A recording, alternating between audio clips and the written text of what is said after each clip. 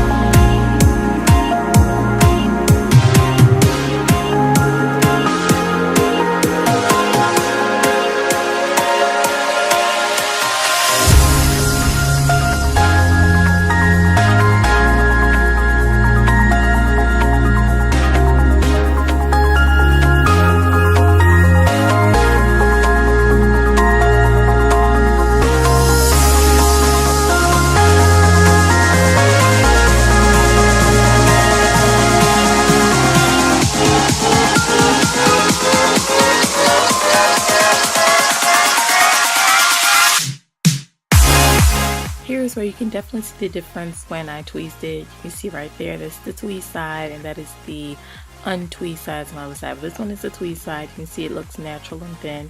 And then you go over to how it regularly came, all thick at the root, which I can say that it did have less hair in it than usual frontals that I usually deal with.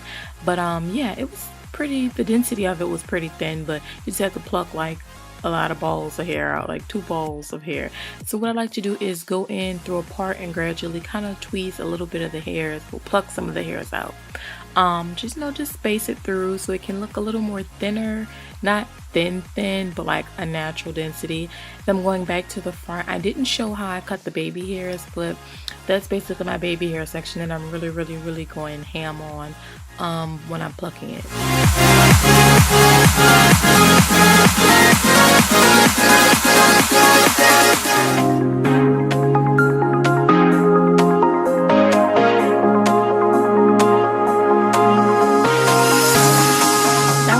Sew it to the cap. That's like the only cap I use. I think it's like Cupid stretch mesh dome cap. I use it all the time.